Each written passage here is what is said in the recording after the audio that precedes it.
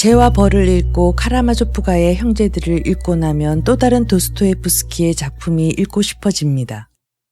보통 소설은 머리를 식히기 위해 혹은 기분 전환을 위해 가볍게 읽는 경우가 많지만 도스토옙스키의 소설은 읽기에 만만찮습니다.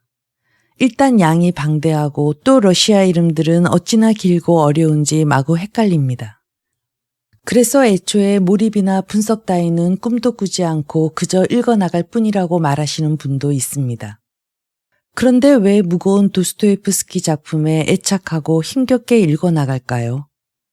그 대체할 수 없는 매력을 우리는 알고 있기 때문입니다. 기억하기 힘든 러시아 소설 속 이름들은 눈으로 읽을 때보다 귀로 들을 때 더 잘 인식될 수도 있습니다. 악령은 도스토옙스키 소설 중 가장 어렵고 거칠다고 하지만 잘 귀 기울이면 곳곳에 숨어있는 도스토옙스키 특유의 풍자적인 뉘앙스와 유머를 발견하게 됩니다. 특히 인물을 그려내는 그 노련하고 능숙하며 능청스러운 필체에 우리는 수시로 입가에 미소가 번질 것입니다. 이 소설은 1869년 네차예프 사건에서 모티브를 얻어 쓰여진 것인데요. 이 네차예프 사건은 추후에 적절한 시점에서 설명을 담겠습니다. 도스토옙스키는 집요하게 신과 인간의 문제를 파고들어 철학적이고 심리학적이며 사회 문제를 아우르지만 작가 특유의 소설적 재미가 언제나 깔려 있습니다. 악령 낭독을 준비하면서 무척 많은 고민이 있었습니다. 악령은 분명 읽기 버거운 작품이고 중도에 낙오할 가능성이 매우 높은 작품이지만 그럼에도 불구하고 너무도 매혹적인 작품입니다. 도스토옙스키의 5대 장편 중 하나인 악령은 러시아의 어느 지방 소도시의 가장 부유한 지주인 바르바라 스타브로기나 부인과 그녀의 후원을 받는 지식인 스테판 베르호벤스키의 이야기로부터 시작됩니다. 도스토옙스키가 천착하는 인물은 따로 있는데 이렇게 에둘러 이야기를 풀어갑니다. 줄거리 첨부는 무의미한 것 같아 매 회차마다 낭독에 앞서 작품의 이해를 도울 수 있는 배경 지식이나 몰입에 도움을 주거나 흥미를 유발할 수 있는 내용을 찾아 짧게 첨부하겠습니다. 타임라인에서 스킵하셔서 본문을 바로 들으실 수도 있습니다. 월요일부터 금요일까지 매일 업로드하겠습니다. 이제 푸시킨의 시와 성경 구절 인용으로 시작되는 도스토옙스키의 대장편 악령 낭독을 시작하겠습니다.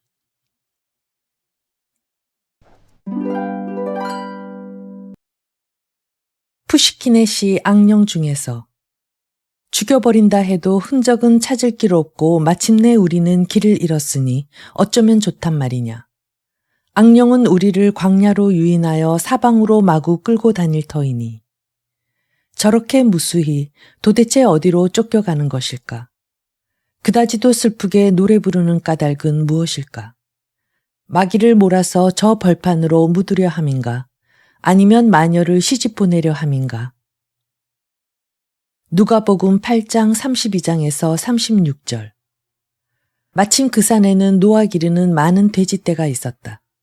그래서 마귀들이 예수께 그 속으로 들어가도록 허락해달라고 청하였다.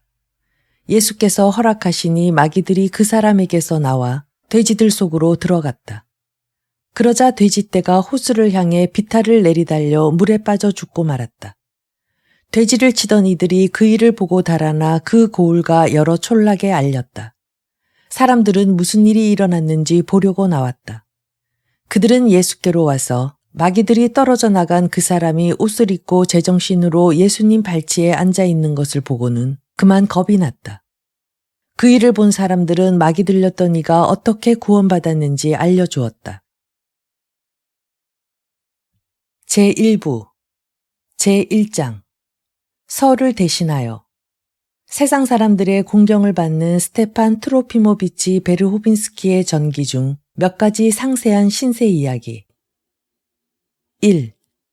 나는 지금껏 이 도시, 이렇다 할 두드러질 특징도 없는 이 도시에서 최근에 발생한 아주 이상한 사건을 묘사함에 있어 서투른 나의 재간 때문에 이야기를 좀 멀리 돌려서 하지 않으면 안 되겠다.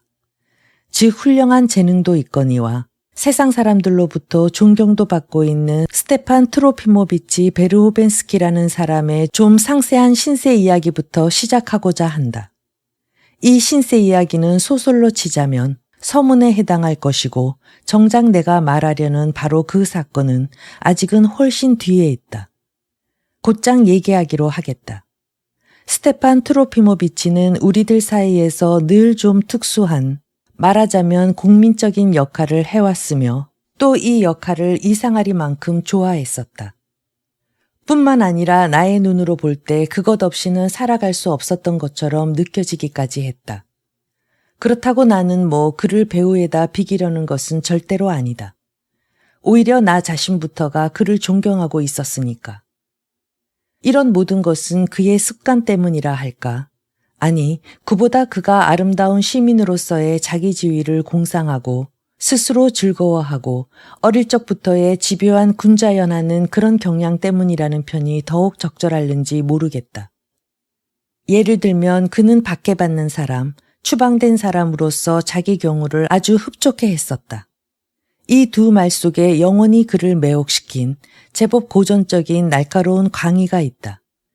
그래서 그는 자기 평가를 제멋대로 점점 키워가서 많은 세월이 흐르는 동안 마침내 그 자존심을 만족시키는 아주 높은 지위에까지 끌어가고 말았던 것이다.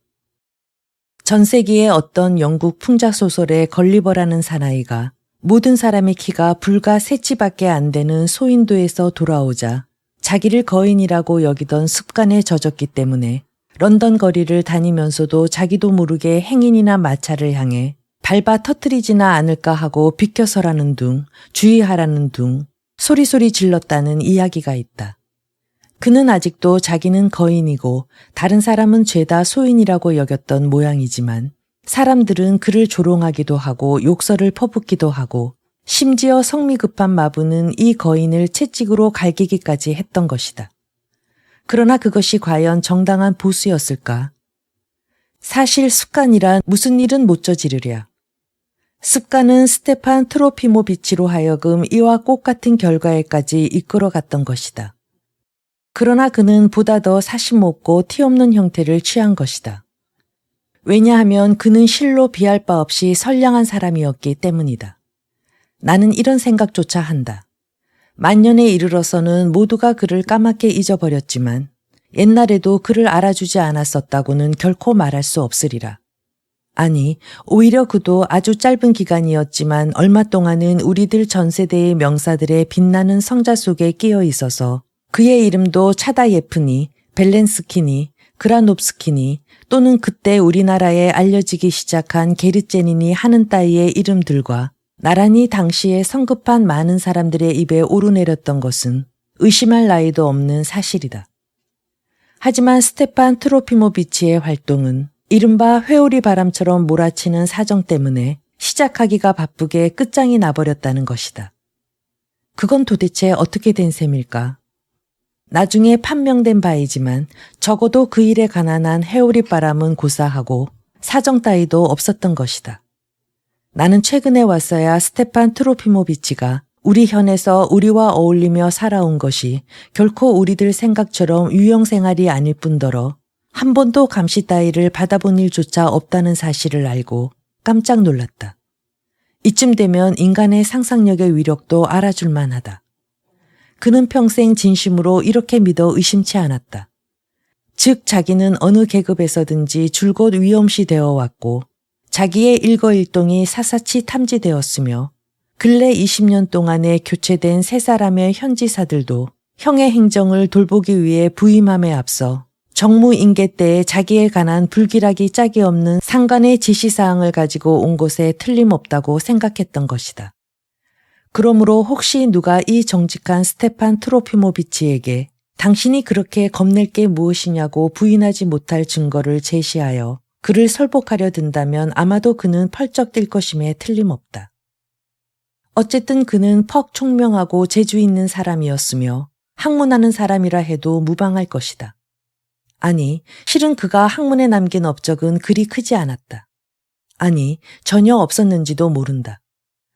하기야 러시아에는 이런 학자들의 본보기가 얼마든지 있긴 하지만 이미 1840년대도 저물어 갈 무렵 그는 외국에서 돌아와 대학의 강단에서 멋진 강의로 자기의 첫 솜씨를 빛냈다. 몇 가지 안 되는 강의였는데 어떤 아라비아 사람에 관한 것이었던 듯 싶었다. 그리고 그 당시의 대도한 문제, 1413년부터 1426년까지 독일의 하나우라는 작은 도시에서 있었던 민권 내지 상업동맹의 의와 그 의의 성립에 방해한 어느 특별하고도 막역한 원인, 이러한 문제에 관하여 화려한 이론을 발표한 적이 있었다. 이 이론이 당시 슬라브주의자들의 급소를 교묘하고도 따끔하게 찔렀던 탓으로 그는 단번에 격분한 적들을 수없이 갖게 되었던 것이다. 그런 다음에 그는 자기의 적들에게 말하자면 복수도 할 겸 너희들이 잃은 사람이 얼마나 훌륭한 사람이었는가 하는 과시도 할 겸 디스의 번역물을 게재하기도 하고 조르주 상대의 사상을 선전하기도 하는 어느 진보파 월간지에다가 어떤 심오한 연구의 전반을 게재하였다. 그것은 어느 시대의 기사들이 대단히 고결한 정신을 가졌던 원인에 관한 고상하고 훌륭한 사상을 피력한 글이었다. 그 후 사람들의 이야기에 의하면 그 연구의 속고는 재빨리 발표 금지가 되었고 논문의 전반부를 게재했던 이유로 그 진보적 잡지까지 된소리를 맞았다는 것이다. 그것은 별의별 일이 다 있던 때의 일이니까 그도 그럴 법한 일이라고 말하겠지만 이 경우만은 10중 8구 아무 일도 없었을 것이고 필자 스스로가 연구를 완결짓는 데 태만했던 탓이라고 보는 게 아마 옳을 것이다. 그가 아라비아 사람에 관한 강의를 중지한 이유도 누군가가 어느 사람에게 보낸 그의 편지를 가로챘기 때문이다. 그 편지에는 무슨 사정을 개진한 것이 쓰여 있었는데 그 때문에 그에게 어떤 해명을 요구했다. 참말인지 거짓말인지는 몰라도 바로 그때의 페체르부르크에서 불합리하고도 반국가적인 엄청난 결사가 검거되었다는 것이다. 사람 수는 13이지만 사회 조직의 근본을 뒤흔들었던 것이었나 보다.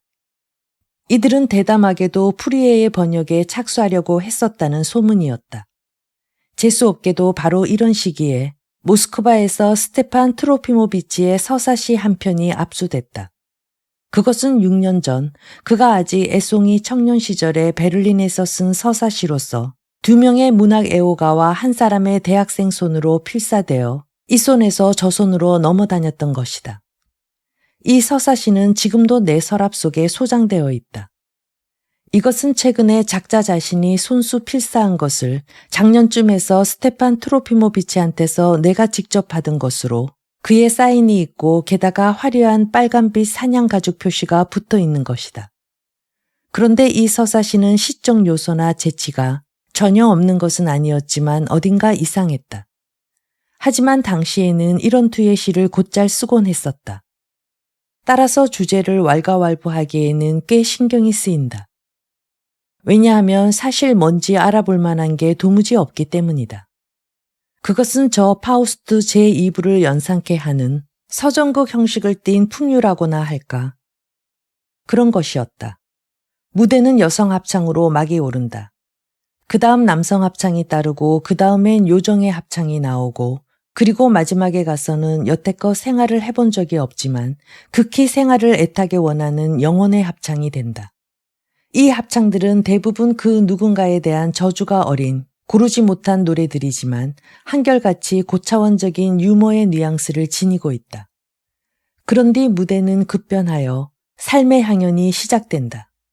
여기서는 곤충들까지도 노래를 부르고 거북이가 라틴어로 감사의 말씀을 올리고 심지어는 광물, 이를테면 전혀 무생물적인 것까지도 노래를 부르고 있다. 대체로 이것저것 닥치는 대로 다 노래하는 것이다. 대화가 나오면 서로가 뜻모를 내용의 욕설을 주고받지만 여기에도 고매한 의미가 담겨 있다. 마침내 무대가 다시 한번 바뀌어서 황량한 장소가 나타난다. 황야의 바위 틈에서 한 사람의 점잖은 문명인이 헤매면서 풀을 뜯어선 그 즙을 빨고 있다. 왜 당신은 풀의 즙을 빨고 있소? 라는 마녀의 물음에 대한 그의 대답은 이러하다. 즉 나는 마음속에서 생명의 과잉을 느껴 여러 가지 망각의 법을 찾아 헤매던 중 마침내 이 풀의 즙에서 그것을 찾아냈다. 그러나 나의 가장 큰 소원은 한시바삐 지혜를 잃어버리고 싶다는 것이다. 라는 대답이다. 그러자 갑자기 흑마를 탄 절세의 미남자가 달려가고 그 뒤를 여러 나라의 사람들이 어중이 떠중이 그 수를 더하며 따르고 있다. 이 청년은 죽음의 상징으로서 모든 국민들이 그를 갈망하고 있는 것이다. 그리하여 최후의 막에 이르면 불쑥 바빌론의 탑이 나타난다. 많은 용사들이 새 희망의 노래를 부르며 탑의 완성을 서두른다. 드디어 탑은 꼭대기까지 완성되었다. 그 첨탑이 끝났을 무렵 먼저의 지배자였던 사람이 우스꽝스러운 모양으로 도망친다. 이에 크게 각성한 인류는 그 땅을 자기들의 것으로 하여 철저한 통찰 밑에 즉시 새로운 생활을 시작한다는 것이다. 그런데 이 시를 그 당시에는 매우 위험시했다는 것이다. 작년에 나는 스테판 트로피모비치에게 지금 세상엔 이 시가 전혀 무고하고 나이브한 것이니까 한번 출판해보지 않겠느냐고 권해보았더니 그는 시무룩한 표정을 짓고 한마디로 거절했다. 나이브하다는 나의 말이 몹시 못마땅했던 모양이다. 그리고 꼬박 2달 동안 나를 다소 냉정하게 대한 것도 아마 그 일 때문이라고 생각된다. 그런데 이건 또 어떻게 된 일일까? 내가 여기서 이 시를 출판하라고 권했던 것과 거의 동시에 갑자기 저쪽, 즉 외국의 어떤 혁명 잡지에 스테판 트로피모비치에게는 아무 사전 연락도 없이 이 시가 인쇄 게재되었던 것이다. 처음에 그는 어쩔 줄 몰라 현지사에게 달려가기도 하고 빼찌르부르크로 우송할 공명정대한 자기 변명서를 써서는 2번이나 나에게 읽어주기도 하였지만 정작 누구에게 보낼지는 몰라서 그만 붙이지 못하고 말았다. 한마디로 말해서 그는 한 달 동안 꼬박 불안해했다. 그러나 내심으로는 비길 데 없이 대견하게 생각했음에 틀림없다. 그는 자기에게 붙여온 잡지를 가슴에 안은 채 잠도 제대로 이루지 못했다. 낮에는 친구 밑에 깊숙이 넣어두고 하녀에겐 잠자리를 함부로 갈아치우지 못하게 했다. 그리고 매일같이 어디선가 무슨 전보가 오기를 기다리곤 했지만 겉으로는 태연자약한 채 했다. 전보 따위는 오지도 않았다. 그제서야 다시 나에게도 정답게 대하기 시작했는데 그것은 그의 비길 데 없이 선량한 마음씨와 온화하고 악의 없는 인품을 증명하는 것이었다. 나는 그가 조금도 괴로워하지 않았다고 단언하지는 않는다. 다만 나는 지금에 와서 이런 일들을 알게 되었음에 불과하다. 그 아라비아인에 관한 연구만 하더라도 필요한 해설만을 했었다면 지금도 그것을 계속할 수 있었을 것이라고 확신한다. 그러나 당시에 그는 묘한 야심을 일으켜서 자기의 사회적 생활은 회오리 바람과 같은 사정 때문에 여지없이 망쳐버렸다는 투의 자기 독단을 아주 확신하고 있었던 것이다. 그러나 그의 사회생활에 변화를 가져온 원인을 털어놓고 말하면 훨씬 전에 바르바라 페트로브나 스타브로기나라는 부인이 2번에 걸쳐 그에게 한 델리키트하고도 간곡한 청탁 때문이었다. 그 여자는 육군 중장의 아내이자 유명한 부호로서 자기 외아들의 교육과 모든 지적 개발을 위해 훌륭한 선생님 겸 친구가 되어달라는 부탁을 했다. 물론 그것에 대한 보수가 상당하다는 것은 말할 나위도 없다. 이 제안을 처음으로 받은 것은 그가 아직 베를린에 있을 때, 즉 처음으로 상처했을 바로 그때였다. 그는 첫 번째 결혼을 우리 현 출신의 어느 경박한 처녀와 했었는데 그것은 그가 아직 철이 들지 않았던 청년시대 초기에 일어난 일이었다. 그런데 다소 매력적인 이 여자로 인한 사치스러운 생활비의 쪼들림과 그 밖에 어떤 미묘한 이유로 해서 그는 어지간히 고통을 받았다. 그 여자는 3년 동안 그와 별거한 끝에 그가 언젠가 내게 불쑥 토해낸 푸념처럼 아직 흐려지지 않고 황홀하기만 했던 첫사랑의 결실인 5살 된 아들을 그에게 남겨놓은 채 파리에서 죽어버리고 말았다. 그래서 이 햇병아리 아들은 즉시 러시아로 보내졌고 어느 벽촌에 있는 아주머니 뻘 되는 먼 친척 손에서 줄곧 키워졌다. 스테판 트로피모비치는 바르바라 부인이 했던 그때의 부탁을 거절하고 아내가 죽은 지 1년도 채 못 되어 어느 수다스럽지 않은 베를린 출신의 독일 여자와 결혼했다. 그러나 그 결혼도 이렇다 할 필요 때문은 아니었다. 어쨌든 이 밖에도 그가 이 교육자의 직을 거절한 데에는 여러 가지 다른 이유가 있었다. 당시에 일세를 풍미하는 교수로서의 불후의 성망이 그를 사로잡았기 때문에 스스로 대학의 강좌를 담당하여 그곳에서 독수리의 날개를 펼치려고 마음먹었기 때문이다. 그러나 그 날개가 꺾인 이 마당에 있어서 그 전에 그의 결심을 망설이게 한 바르바라 부인의 청탁을 되새긴다는 것은 퍽 자연스러운 일이라 하겠다. 게다가 1년도 채 못 되어 두 번째의 처가 호련히 세상을 떠났다는 사실이 모든 것을 결정지어 놓았다. 거침없이 이야기하자면 바르바라 부인의 열렬한 정성과 그에 대한 고귀한 고전적인 우정 덕분에 만사가 깨끗이 해결되었던 것이다. 그는 이 우정의 포옹에 몸을 던졌으며 그로부터 20년 이상이나 계속된 굳은 관계가 맺어지게 되었다. 나는 이 포옹에 몸을 던진다라는 표현을 썼지만 이 말에 쓸데없는 자기류의 상상을 덧붙이는 사람이 있다면 그것은 정말 어처구니 없는 일이다. 이 포옹이라는 말은 가장 고상한 의미로서만 해석되어야 한다. 가장 섬세하고 가장 미묘한 관계가 이 경탄할 만한 두 인간을 영원히 결합시켰던 것이다. 교육자로서의 직책을 수락한 또 하나의 이유는 스테판 트로피모비치의 전처가 남긴 극히 작은 영지 스쿠보레시니크가 스타긴 브로긴가의 영지와 매우 인접하여 있었기 때문이다. 그 땅은 우리 현에 있는 훌륭한 영지로서 교회에 자리 잡고 있다.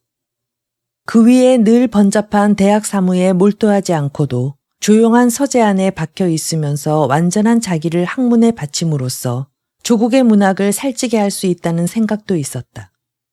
연구 실적은 별로 없었으나 그 대신 그는 그 후 일생을 통해 20여 년간을 저 국민 시인이 표현한 대로 이른바 견책의 권하로서 조국 앞에 설 수 있었던 것이다. 자유주의 이상가여, 그대는 견책의 권하로서 조국 앞에 섰노라. 그러나 우리 국민 시인이 읊은 이 이상가는 자기가 그럴 생각만 있었다면 일생을 두고라도 어떤 의미의 태도를 취할 권리를 가지고 있었을지도 모르지만 스테판 트로피모비치로 말하자면 이러한 사람들과 비해 볼 때 한낱 모방자에 불과했으므로 시종 버티고 있다고 하여도 번번이 힘에 겨워 모로 쓰러져 버리고 마는 그런 사람이었다. 그러나 그는 비록 모로 쓰러지긴 했어도 견책의 권하로서의 자질만은 역시 고수하고 있었다. 이런 점을 크게 인정해 주지 않으면 안 된다. 하기야 시골에서는 그런 것만으로도 충분했다. 가령 그가 이곳의 클럽에서 카드놀이를 하려고 자리에 앉는 것을 보면 알아낼 수가 있다. 그의 온몸은 마치 이렇게 말하고 있는 것만 같아. 그래, 내가 자네들의 카드 노름의 상대란 말인가? 이럴 수 있을까? 도대체 이 책임은 누구에게 있느냐?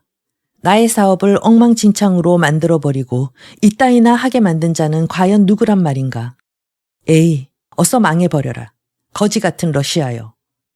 이런 태도로 그는 엄숙하게 하트패부터 젖히곤 하는 것이다. 그러나 사실 그는 카드놀이로 승부를 가리기를 더할 나위 없이 좋아했다. 그 때문에 시종 바르바라 부인과 불쾌한 충돌을 일으키곤 했지만 나중에는 그 충돌이 더욱더 빈번해졌다. 그것도 그가 줄곧 노름에 지기만 했기 때문에 더 잦았던 것이다. 그러나 이 이야기는 나중에 하기로 하자. 다만 한 가지 말해두고 싶은 것은 그는 양심이 강한 사람이었으므로 곧잘 우울해진다는 점이다. 바르바라 부인과의 20년 동안의 우정을 통해서 그는 1년에 서너 번 정기적으로 우리들 사이에서 소위 시민적 우수라고 부르는 놈에 빠지곤 하였다. 그것은 일종의 우울증에 불과하였지만 이 말은 존경할 만한 바르바라 부인의 마음에 꼭 들었던 것이다. 그 후에 와서 그는 우수뿐 아니라 샴페인 병까지 겹치게 되었다. 그러나 민감한 바르바라 부인은 그가 범속한 경향에 빠지지 않도록 시종 배려를 아끼지 않았다. 게다가 그는 아주 이상해지는 일이 곧잘 있었으므로 부인의 보호가 필요했다. 그는 극히 고결한 비애 속에 잠겨 있는가 하면 당돌하게 허탈한 농부처럼 껄껄대고 웃는 버릇이 있었다. 때로는 그가 자기 일조차 몹시 해악적인 투로 말한 일이 있었다. 그러나 바르바라 부인에게는 두려운 일 중에서도 이 해악적인 말투보다 더 두려운 게 없었다. 최고의 사색을 제쳐놓고는 아무 일도 안 하는 이 부인은 고전파이며 또한 예술의 보호자였다. 이 고결한 부인이 이 가련한 벗에게 준 20여 년에 걸친 가마는 결코 적은 것이 아니었다. 그러므로 부인에 대해서는 따로 언급해둘 필요가 있기 때문에 나는 여기 몇 마디 덧붙이려고 한다. 3. 세상에는 별난 우정도 있다. 서로가 상대편을 잡아먹기라도 할 것처럼 으르렁거리면서도 평생 헤어지지 못하고 그대로 살아가는 건 말이다. 아니, 헤어진다는 것은 전혀 불가능한 일이다. 만일 한쪽에서 일방적으로 절교를 했을 경우가 있다면 아마 먼저 절교를 한 그 사람부터가 병에라도 걸려서 먼저 죽어버렸을 것이다. 스테판 트로피모비치가 가끔 바르바라 부인을 상대로 아주 정답게 소근거리다가도 부인이 떠나버린 후면 갑자기 소파에서 뛰어일어나 두 주먹으로 벽을 탕탕 치기 시작했던 일도 한두 번이 아님을 나는 똑똑히 알고 있다. 더욱이 여기에 조금이라도 비유적인 의미가 내포되어 있는 것은 아니다. 언젠가는 벽에 회치를 벗겨놓은 적도 있었기 때문이다. 어떻게 당신은 그런 자세한 점까지 알고 있소? 하고 질문하는 사람도 있을는지 모른다. 그러나 나는 실제로 그것을 목격했으니 어쩔 수 없는 일이 아닌가. 스테판 트로피모비치 자신이 내 어깨에 얼굴을 파묻고 훌쩍훌쩍 흐느껴 울면서 속마음을 남김없이 털어놓은 적이 한두 번이 아니었으니 말이다. 그리고 그런 경우에 그가 무슨 말인들 털어놓지 않았겠는가. 그러나 이렇게 흐느끼고 나면 거의 언제나 그 다음 날에는 자신의 이런 배은망덕을 자책하고 십자가에 못 박혀 죽고 싶은 심경이 되고 마는 것이다. 그리고는 바르바라 부인은 천사같이 훌륭하고 우아한 사람인데 반해 자기는 그와 정반대이다라는 뜻을 한시바삐 알리고 싶은 일념에서 그는 그냥 나에게 달려오기만 하는 게 아니라 유려한 편지를 부인 앞으로 써서 서명까지 깨끗이 한 다음 모든 일을 하나도 남김없이 사사치 고백하는 경우도 한두 번이 아니었다. 그 편지 내용은 대개가 정해져 있다. 어제 나는 그만 다른 사람 앞에서 이런 말을 했다. 당신이 나를 돌봐주는 것은 단지 허영심 때문이며 정말은 나의 학식과 재능을 부러워하고 있는 탓이고 속으론 내가 미워 죽을 지경이지만 그것을 겉으로 뚜렷이 나타내지 않는 이유도 내가 만일 부인 곁을 떠나게 되면 부인이 애써 쌓아올린 문학적 명성이 손상될 우려가 있기 때문이다. 이렇게 생각하니 나란 인간은 옹졸하기 이를 데 없어 그만 수치심에 못 이겨 단숨에 콱 자살해버리려고 결심했지만 부인의 최후 말씀을 기다려서 그것으로 모든 것을 결정짓겠다. 운운하는 글이었다. 이로써 독자들은 세상에는 50살이나 되었어도 어린애 같은 사람이 적지 않으며 그 중에서도 특히 우리 스테판 트로피모비치의 히스테리의 발작이 때로는 어느 정도의 극단까지 도달하는가를 상상할 수 있을 것이다. 나도 한 번은 그 둘 사이에 언쟁이 있은 후에 쓰여진 이런 종류의 편지를 하나 읽은 적이 있다. 그것은 하잘것없는 원인 때문에 시작되었지만 결과는 아주 악독하고 험악했던 것이다. 나는 기겁을 해서 그 편지를 붙이지 말라고 간청했다. 안 돼. 떳떳하게 하지 않으면. 이건 의무일세. 그 여자에게 모든 걸 고백할 수 없다면 난 죽어버리고 말겠네. 그는 열병에라도 걸린 듯 이렇게 대답하고는 편지를 기어이 붙여버렸다. 바르바라 부인이라면 결코 이따위 편지는 보내지 않았으리라. 여기에 두 사람의 차이점이 있는 것이다. 참말이지 그는 미칠 듯이 편지 쓰기를 좋아했다. 부인과 한 집에 살고 있으면서도 그는 쉴 새 없이 편지를 쓰곤 했다. 좀 신경이 날카로울 때면 하루에 2통의 편지를 썼다. 내가 확실히 아는 바에 의하면 부인은 이런 편지를 주의 깊게 통독한 후 표를 하고 분류를 한 다음 특별한 상자 속에 간수를 할 뿐 아니라 자기 가슴 속에다가도 꼭 새겨두었다. 그리고는 꼬박 하루 종일 아무 회답도 하지 않고 내버려 두었다가 다음 날에는 별다른 일이 없었다는 표정으로 태연하게 그와 대면하는 것이었다. 그리고는 살금살금 조금씩 끈덕지게 그를 괴롭혀서 마침내는 전날의 일 따위는 전혀 생각조차 못하게 하기 때문에 스테판 트로피모비치도 잠시 어리둥절해서 부인을 쳐다보고 마는 것이다.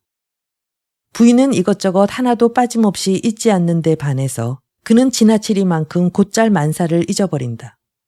그리고는 부인의 그런 침착한 태도에 원기를 얻어 어쩌다가 친구라도 찾아오는 경우에는 그날 당장이라도 샴페인 잔을 기울이며 껄껄대고 떠드는 일도 그리 진귀한 일은 아니었다. 그럴 때 부인은 표독스럽게 그를 흘겨보는 것이었지만 그는 아무것도 눈치채지를 못한다. 한 주일이나 한 달, 때로는 반년쯤 지나서 어쩌다가 우연히 자기 편지에 어떤 문구가 떠오르게 되고 이어 그 편지 전문가 그때 자기가 저지른 일이 환히 떠오르게 되면 갑자기 부끄러움을 못 이겨 마치 콜레라에라도 걸린 듯 발작을 일으켜서 몸을 뒤틀며 번민하는 것이었다. 이런 유사 콜레라 같은 독특한 발작은 대개 신경착란의 특별한 경우에 일어나며 그의 체질이 기괴하고 독특하기 때문이라 하겠다. 사실 바르바라 부인은 자주 그를 미워했음이 분명하다. 그러나 그가 끝내 눈치채지 못한 것은 그가 부인의 아들, 아니 창조물, 나아가서는 부인의 발명품이라 해도 좋을 만큼 되어 있다는 사실이다. 실제로 그는 부인의 살에서 나온 덩이나 마찬가지였다. 부인이 지금도 그를 돌봐주고 있으며 또 앞으로도 그의 시중을 들어주려는 것은 결코 그의 재능에 대한 선망 때문에서만은 아니었다. 만일 그녀가 이런 추측을 귀에 담았다면 모욕감에 얼마나 분통이 터졌겠는가. 부인의 심중에는 그에 대한 간단 없는 증오와 질투, 그리고 경멸감이 얽힌 일종의 억제할 수 없는 애정이 잠재해 있었던 것이다. 부인은 22회에 걸친 긴 세월을 먼지라도 묻을세라 유모처럼 알뜰하게 그를 감싸주었다. 시인이나 학자 혹은 명사로서의 그의 명예에 얼룩이나 지지 않을까 하고 걱정한 나머지 밤잠도 제대로 못 이루었음에 틀림없다. 이를테면 부인은 그를 자기 머릿속에서 고안해내어 그 공상의 산물을 우선 자기가 스스로 믿어버렸던 것이다. 부인에게는 그가 말하자면 일종의 공상이었다. 그러나 그 대신 부인은 그에게서 꽤 많은 것을 바랐다. 심지어는 노예와 같은 복종도 요구했다. 더구나 부인은 믿을 수 없으리만큼 집념이 깊었다. 내친 김에 2가지의 일화를 더 이야기해 두어야겠다. 언젠가 농노해방의 첫 소문이 떠돌아서 전 러시아가 갑자기 즐거움에 들뜬 채로 면목일신의 기세를 올렸을 무렵 고위층의 많은 연고자를 가지고 있으며 농노해방에도 밀접한 관계가 있는 어느 남자 한 사람이 바르바라 페트로브나를 방문했다. 부인은 남편이 작고한 이후 상류사회와의 연분이 차츰 희미해지다가 끝내는 아주 끊어져 버리고 말았으므로 이런 사람의 방문을 아주 고맙게 여겼다. 남작은 부인의 집에서 1시간 동안이나 앉아서 차를 마셨다. 그 자리에는 다른 사람이라곤 아무도 없었고 다만 스테판 트로피모비치 혼자만이 부인의 청을 받아 합석했다. 남작은 전부터 그에 대해 간간히 들은 바가 있었지만 차를 마실 동안 그에게 별로 말을 건네지는 않았다. 물론 스테판 트로피모비치도 제 얼굴에 똥칠을 할 사람은 아니었고 더욱이 그의 태도에는 아주 품위가 있었다. 그는 명문 출신은 아니었으나 어릴 적부터 모스크바의 어느 명문에서 교육을 받을 기회가 있어서 어디 하나 흠잡을 데 없는 깔끔한 몸가짐을 취했으며 불어만 하더라도 파리장 못지않게 유창했다. 그리하여 남작은 비록 이런 시골에서나마 바르바라 페트로브나 부인이 꽤 훌륭한 사람들에 둘러싸여 살고 있다는 것쯤은 첫눈에 알아보았음에 틀림없다. 그러나 사실은 그렇게 순탄하지는 못했다. 남작이 단호한 어조로 당시 떠돌기 시작한 대개혁의 소문이 아주 신빙성 있는 것이라고 단언했을 때 스테판 트로피모비치는 참지를 못해서 그만 만세하고 느닷없이 부르짖고는 기쁨에 못 이기겠다는 듯한 제스처를 쓰기까지 했다. 그 소리는 그다지 높지 않았고 오히려 우아하고 아름답기까지 했다. 아마도 미리 연습을 해둔 환호성이었는지 몸짓도 마치 반시간쯤 전에 거울 앞에서 일부러 습득한 것 같았다. 그렇지만 그는 어딘가 실수를 한 것이 분명했다. 남작은 보일까 말까한 미소를 입가에 띄웠다. 그러나 곧 정중한 말씨로 위대한 사건을 눈앞에 둔 러시아 국민 전체의 환호성이 이 즈음에 터져 나왔음이 얼마나 당연한 일인가라는 말을 잠시 비치고서는 곧 자리를 떴다. 그러나 헤어질 때에는 스테판 트로피모비치에게도 손가락 2개를 내밀기를 잊지 않았다. 객실로 돌아온 바르바라 부인은 책상 위에서 무엇을 찾기라도 하듯이 약 3분쯤 아무 말 없이 서 있더니 갑자기 스테판 트로피모비치의 쪽으로 돌아서서 창백한 얼굴에 2눈을 번쩍이며 나지막히 내뱉었다.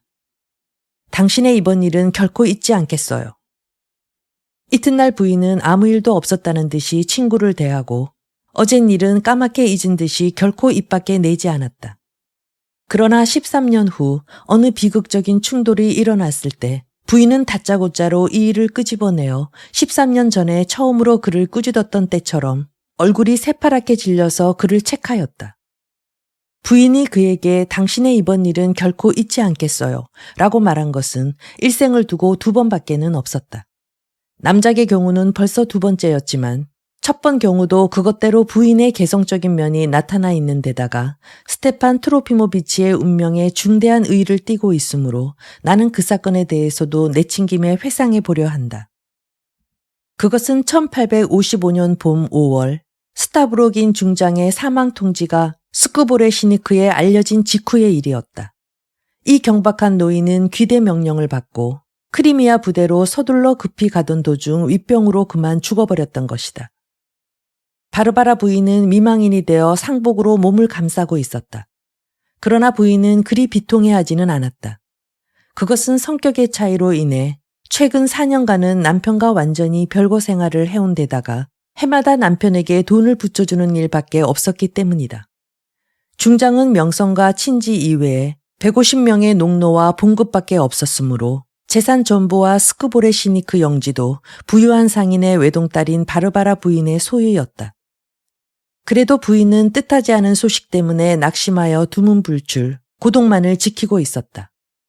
물론 스테판 트로피모비치도 부인의 곁을 줄곧 지키고 있었음은 더 말할 나위도 없다. 봄꽃들이 한창 때인 5월, 야경이 이루 말할 수 없이 좋은 계절이었다. 그리고 막 들벚꽃이 피기 시작할 무렵이었다. 두 친구는 매일 저녁 정원에서 만나 밤이 깊도록 정자에 앉아서 서로의 감정과 사상을 피력하곤 했다. 때로는 감정이 시적으로 승화되기도 했었다. 바르바라 부인은 자기 운명의 변화에서 오는 영향 때문인지 수다스러우리만큼 말을 많이 했다. 그리고 친구의 가슴팍에다 얼굴을 파묻듯이 바싹 다가서기도 했다. 이런 상태가 며칠 밤 계속되었다. 그러자 하나의 이상한 상념이 스테판 트로피모비치의 마음에 불쑥 떠올랐다. 혹시 이분이 의지할 곳 없는 과부가 되어 나에게 무슨 기대를 걸고 있는 게 아닐까? 그래서 상복을 벗는 대로 곧 내가 청혼해 주기를 기다리고 있는 것이나 아닐까? 이런 생각은 모름치한 생각이었지만 고결한 소질이 때로는 오히려 철면피한 생각마저 조장시키기도 하는 것이다. 그는 눈여겨 관찰한 결과 마침내 그럼직하다고 단정해버렸다. 그는 생각에 골몰했다. 엄청난 재산이 있음은 사실이다. 그러나 실제로 바르바라 부인은 미인다운 점은 하나도 없었다. 키가 크고 골격이 두드러진 여자인데다가 누런 얼굴은 마치 말을 연상하게끔 매우 길었다. 차츰 그것이 마음에 걸려 스테판 트로피모비치는 갈팡질팡했다. 그는 여러 가지 의혹에 괴로워했고 자기의 우유부단한 성격 때문에 2차례나 울기까지 했다. 그렇지만 저녁이 되어 정자로 나왔을 때 그의 약간 부자연스러운 얼굴에는 어딘가 사람을 깔보는 듯한 데가 있었다. 그 표정은 어딘가 아양을 떠는 듯했지만 동시에 오만한 점도 있었다. 이것은 우연히 저도 모르게 그렇게 되어 가기 때문에 그 사람이 정직하면 정직할수록 더욱더 두드러지게 보이게 되는 것이다. 이런 경우 사실을 어떻게 판단해야 좋을지 아무도 모른다. 그러나 바르바라 부인의 흉중에는 스테판 트로피모비치의 추찰에 부합될 만한 것이 싹트지 않았었다고 해석하는 편이 옳을 것이다. 게다가 부인은 자기의 스타브로기나라는 성을 비록 더 영예로운 것이라 해도 베르호벤스키로 바꾸고 싶은 생각은 눈꼽만큼도 없었으리라. 어쩌면 그것은 부인 쪽에서 보면 한낱 여자다운 장난에 불과하다고 보겠다. 말하자면 다소 환경이 변화된 경우에 여자들에게 있음직한 무심코 취하는 욕구의 표현이었다. 하지만 나는 꼭 그렇다고 확신하는 것은 아니다. 여자라는 것은 오늘날까지도 연구를 다하지 못한 심연이니까. 그러나 이야기는 계속해야겠다. 어쨌든 부인이 곧 그의 기묘한 표정을 알아챘다고 생각해야 할 것이다. 왜냐하면 부인이 사물의 판단에 민감했음에 반하여 그는 때에 따라서는 지나치게 솔직하기 때문이었다. 그러나 두 사람은 저녁이면 을에 만났고 그들의 대화도 여전히 시적이고 흥미진진한 것이었다. 그런데 어느 날 밤도 깊었을 무렵 활기와 시정에 가득 찬 대화를 나눈 끝에 스테판 트로피모비치의 거처인 딴체의 현관에서 서로 손을 뜨겁게 잡고 나서 두 사람은 정답게 헤어졌다. 여름철마다 그는 스쿠보레시니크의 광대한 지주의 저택에서 나와 정원 한복판에 서 있는 이 사랑채로 옮겨오곤 했던 것이다. 그는 자기 거실로 들어와 착잡한 생각에 잠기면서 여성년을 집어들어 막 피우려다가 피곤에 지친 듯 밝은 달 언저리를 미끄러져 가는 새털처럼 부드러운 하얀 구름을 바라보고 있었다. 바로 그때 갑자기 옷자락이 스치는 소리에 놀란 그는 뒤를 돌아다 보았다. 그의 앞에는 바로 4분 전에 헤어진 바르바라 부인이 또다시 서 있었다. 부인의 누런 얼굴은 거의 새파랗게 질려 있었고 꽉 담은 입술이 바르르 떨리고 있었다. 약 10초가량 단호하고도 용서 없는 눈길로 말없이 상대방을 노려보다가 부인은 갑자기 빠른 말씨로 속삭였다. 당신의 이번 일은 결코 잊지 않겠어요. 그 후 10년이 지났어야 스테판 트로피모비치는 이 침울한 이야기를 나에게 전해주었지만 그때 그는 어떻게 바르바라 부인이 사라졌는지 듣도 보도 못했을 만큼 어리둥절했었다는 것이다. 그 후 부인은 한 번도 이 일에 대해 입 밖에 내지 않았을 뿐더러 전혀 아무 일도 없었던 것처럼 지나쳐 버렸으므로 그는 일생 동안 이 모든 일이 병나기 전에 있는 일종의 환각에 불과하다고 생각하고 있었다. 과연 그는 그날 밤부터 발병하여 꼬박 2주일 동안을 몹시 앓았다. 그러니 자연히 정자에서의 미래도 중지되었다. 그러나 환각에 불과하다는 생각을 버리지 못하면서도 그는 매일 죽을 때까지 이 사건의 후일담, 즉 이 사건의 해결을 기다리고 있는 것 같았다. 그는 이 일이 그대로 끝나버렸다고는 절대로 믿지 않았다. 만일 그대로 끝나버렸다면 그는 때때로 친구의 얼굴을 바라보면서 묘한 기분에 사로잡히지 않으면 안 되었을 것이다. 5. 부인은 그를 위해 손수 옷까지 디자인해 주었다. 그는 그 옷을 평생 입고 있었다. 그 옷은 우아하고 독특한 것이었다. 거의 목 있는 데까지 단추가 달린 맵시 있게 재단된 긴 검은빛 프로코트에다 넓은 차양이 달린 소프트 헤트하며 끝에 큼직한 매듭이 달려있는 흰 바티스트 천의 넥타이하며 은빛 나는 손잡이가 달린 단장, 그리고 이때의 머리털은 거의 어깨까지 늘어져 있어야 했다. 스테판 트로피모비치는 흑갈색의 머리를 하고 있었는데 그것도 최근에 와서야 약간 회색빛을 띄우기 시작했다. 콧수염과 턱수염도 말쑥이 면도하고 있었다. 풍설에 의하면 그는 젊은 시절에 대단한 호남자였던 모양인데 나의 의견으로는 노년에 와서도 그는 의젓한 풍채를 지니고 있었다. 그래서 53살이나 된 노인치고는 나이가 들어 보인다고 할 수가 없었다. 정정하기가 이를 데 없는 노일장이라고나 할까. 그러나 일종의 시민으로서의 그의 교태 때문에 결코 젊은 채 하려 들지 않았을 뿐더러 당당한 불혹의 연배에 접어든 것을 뽐내고 있는 듯 싶었다.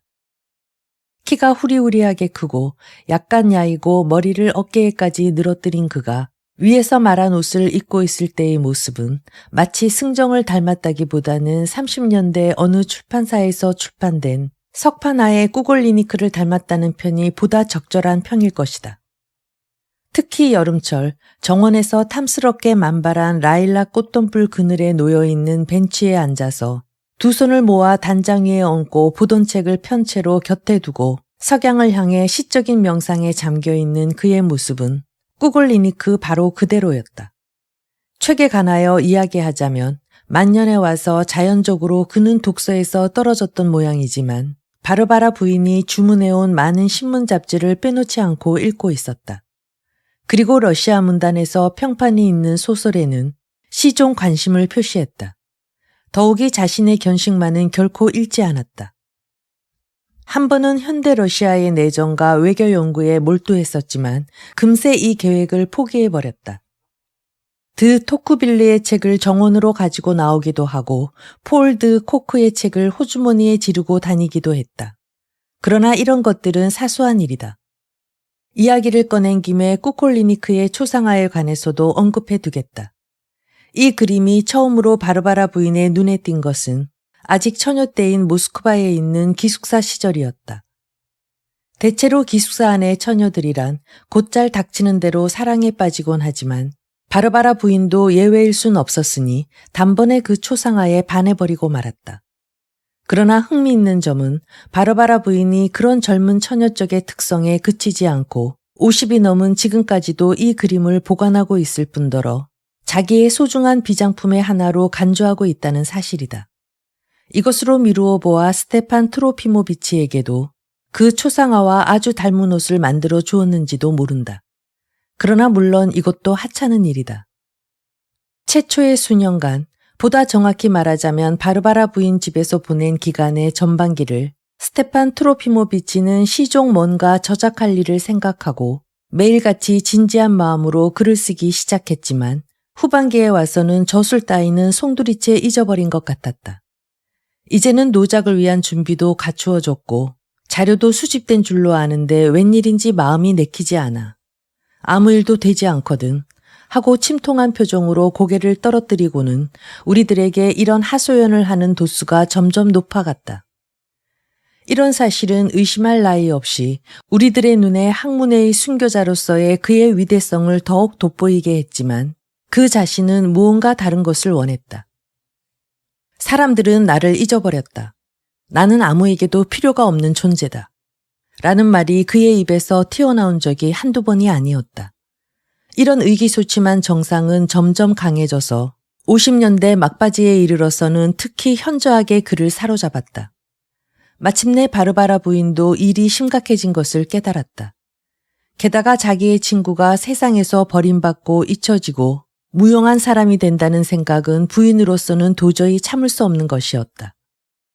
그의 영예를 회복하고 동시에 그를 격려하기 위해 부인은 그를 모스크바로 데리고 갔다. 그곳에는 부인과 안면이 있는 몇몇 훌륭한 문학자와 학자들이 있었기 때문이다. 그러나 가보아도 모스크바는 별로 신통치가 못했다. 당시는 일종의 특별한 시대였다. 그리고 어딘가 새롭고 예전의 정적과는 매우 다른 어딘가 묘하게 무서운 것이 곧 닥쳐올 것만 같았다. 이런 들뜬 기분이 도처에 심지어는 스코보레시니크 같은 시골에까지도 충만해 있었다. 잡다한 소문들이 들려왔다. 그 신빙도야 어떻든 여러 사건들이 그 의각을 드러내기 시작했다. 그러나 이러한 사건들 이외에도 그의 수반하는 사상들이 있었다. 더욱이 그 사상의 수요도 헤아릴 수 없으리만큼 많았다는 사실 또한 의문의 여지가 없었다.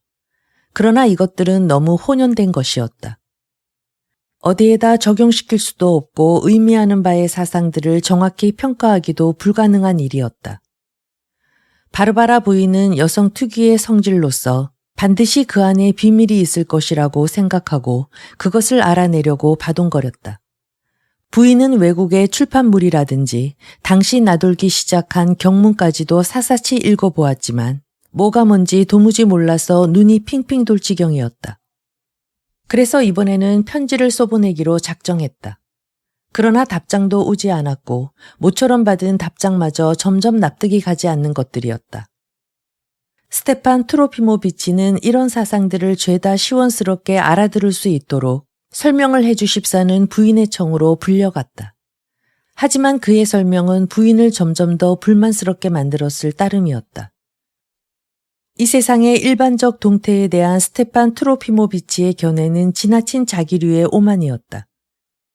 그의 이야기는 한결같이 자기는 세상에서 버림받은 무용지물이라는 한 가지 점에 귀착되고 있었다. 그러나 그도 마침내 사람들의 입에 오르내리게 되었다. 처음에는 외국에서 나오는 몇 개의 간행물이 그의 일을 유적의 순환자로 평했고 그 다음 곧이어 빼제르부르크에서는 그가 한때 빛나는 성자 속에 낀 하나의 유성이었다는 소문이 돌기 시작했다. 그 중에는 무슨 용문인지 모르지만 그를 라지시체프와 비교하는 것도 있었다. 그런 후 누가 또 그의 부고를 전하면서 가까운 시기에 그의 소전기를 게재하겠다고 환약했다. 스테판 트로피모비치는 삽시간에 소생하였다. 아주 거드름을 피우기 시작했던 것이다. 현대인들에 대한 그의 오만한 태도는 일시의 자취를 감추고 오히려 현대운동에 참여하여 자기의 역량을 시위해 보겠다는 공상이 그의 마음속에서 활활 타올랐다. 그래서 바르바라 부인은 새로이 이 모든 것을 신임하고 분주히 수선을 떨기 시작했다. 일각의 지체도 없이 빼찌르부르크로 가서 모든 사정을 실제로 조사하여 친히 그 공기를 맛본 연후에 직접 새로운 사업에 전력을 바치겠다고 결심했다. 그때 부인은 잡지 하나를 발간해서 그 일에 일생을 바치겠노라고 천명했던 것이다. 일이 이렇게 되어가는 것을 본 스테판 트로피모비치는 점점 오만해지기 시작했다. 그래서 빼찌르부르크로 가는 도중에서도 그는 거의 보호자연하는 태도로 바르바라 부인을 대하였다. 이것도 부인은 곧 가슴속 깊이 접어두었다. 부인 쪽에서 볼 때 이 여행에 관해서는 극히 중요한 이유가 따로 있었다. 즉 상류사회에서의 자기주의의 부활이었다. 가능한 한 사교계에서 자기를 되살려 놓아야 했다. 적어도 그런 시도를 해볼 필요는 있었다. 그러나 제1의 구실은 뭐니 해도 역시 그때 빼찌르부르크 학수본을 졸업하려는 자기 외아들을 만나보려는 데 있었다. 6. 빼찌르부르크에 도착한 그들은 그곳에서 한겨울을 지냈다. 그러나 대제기가 가까워질 무렵 만사는 무지갯빛 비누거품처럼 헛되이 깨져버렸고 가뜩이나 흐리터분한 것이 더 흐리터분해졌을 뿐 혐오감만 점점 더해갔다. 첫째로 상류사회에서의 지위회복은 거의 성공을 보지 못했고 굴욕적인 무리한 운동을 벌인 결과 겨우 일루의 관계를 맺었을 따름이었다. 여기에 모욕을 느낀 바르바라 부인은 온통 새로운 사상을 향해서 덤벼들었다. 그래서 야회를 열고는 문학자들을 불러들였다. 이런 자들은 때를 지어 몰려왔으며 나중에는 초대를 받지도 않았는데 제발로 어슬렁어슬렁 찾아들었다. 그리고는 저마다 새로운 자기 친구들을 하나씩 둘씩 끌고 왔다. 부인은 이따위 문학자들을 한 번도 대해본 적이 없었다. 그네들은 지나치게 거칠에만 급급하여 거드름을 피웠고 마치 그렇게 하는 것이 자기네들의 의무인 것처럼 공공연히 행동했다. 개중에는 술에 취해 나타나서는 마치 어쩌녁에야 발견한 특수한 아름다움을 자각한 듯한 표정을 짓고 있는 자들도 있었다. 그 자들은 모두가 한 사람도 빠짐없이 이상하리만큼 뽐내고 있었다. 어느 얼굴은 우리들은 방금 어떤 아주 중요한 비밀을 찾아냈다고 쉬어있는 것 같았다. 그들은 서로 욕설을 퍼부었고 마치 그러는 것이 스스로의 영예인 양 생각하고 있었다. 그들이 무슨 글을 썼는지는 아주 알아내기 힘든 일이지만 그 중에는 평론가, 소설가, 극작가, 풍자가 그리고 고발을 전문으로 하는 사람들도 섞여 있었다. 스테판 트로피모비치는 그 운동을 지도하고 있는 순회급 서클에 머리를 내밀었다. 이런 지배계급에 있는 자들은 믿을 수 없으리만큼 대단한 위치에 있었지만 정말 기꺼이 스테판 트로피모비치를 맞아주었다. 물론 그들 중 아무도 스테판 트로피모비치에 관해서 어떤 사상을 대표하고 있는 사람이라는 것 이외에는 무엇 하나 들은 적도 없고 아는 바도 없었다. 그는 이런 사람들 주위에서 크게 활동한 보람이 있어 올림피아 제신과도 비길 만한 고귀한 위치에 있는 그들을 2번이나 바르바라 부인의 살롱에 데리고 온 일조차 있었다. 그들은 매우 진지하고 겸손했으며 몸가짐도 한결 의젓했다. 다른 치들은 그들을 부러워하고 있는 것 같았으나 대할 시간이 없음이 분명했다. 또 바르바라 부인이 오래전부터 우아한 관계를 유지해오던 전 시대의 저명한 문학자로서 마침 그때 빼찌르부르크에 와 있던 2-3명의 직위들도 내방했다. 그러나 부인이 놀란 것은 이런 진정한 대가, 의심할 바 없는 대가들이 물보다도 조용하고 풀잎보다도 경건하다는 사실이었다.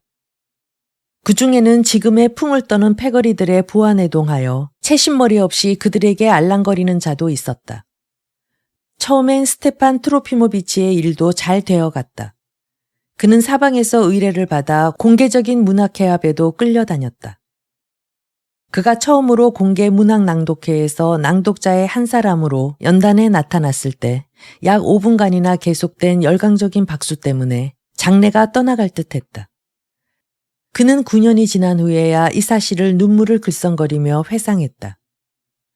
그것은 감격의 눈물이라기보다도 오히려 그의 천성적인 예술적 성정에서 우러나온 눈물이었다. 정말이라네. 맹세하겠어. 하고 그는 나에게 말했다. 이것은 나에게만 털어놓은 비밀이다. 그 청중들 틈에는 나에 대해서 조금이라도 알고 있는 자가 하나도 없었다네. 이것은 아주 의미심장한 고백이었다. 만일 그가 그때 연단에 설 찰나 감격에 겨워 흥분했음에도 불구하고 자기의 위치를 그렇게 뚜렷이 의식할 수 있었다면 그는 분명히 날카로운 이지를 지닌 사람은 아니었으리라. 그러나 동시에 9년이 지난 후 이 일을 회상함에 있어서 하등의 모욕감도 느끼지 못했다면 그는 확실히 날카로운 이지를 지닌 사람은 아니었을 것이다. 그는 또 무엇에 대한 항의인지도 모르고 두세 가지의 항의 연판장에 서명을 강요당해 서명을 했고 바르바라 부인도 어떤 추악한 행위에 서명을 강요당해 역시 서명했다. 그런데 이 신인들의 대부분은 바르바라 부인을 방문하면서도 왜 그런지 경멸과 숨김없는 조소를 품고 내려다보는 것을 의무처럼 생각하고 있었다.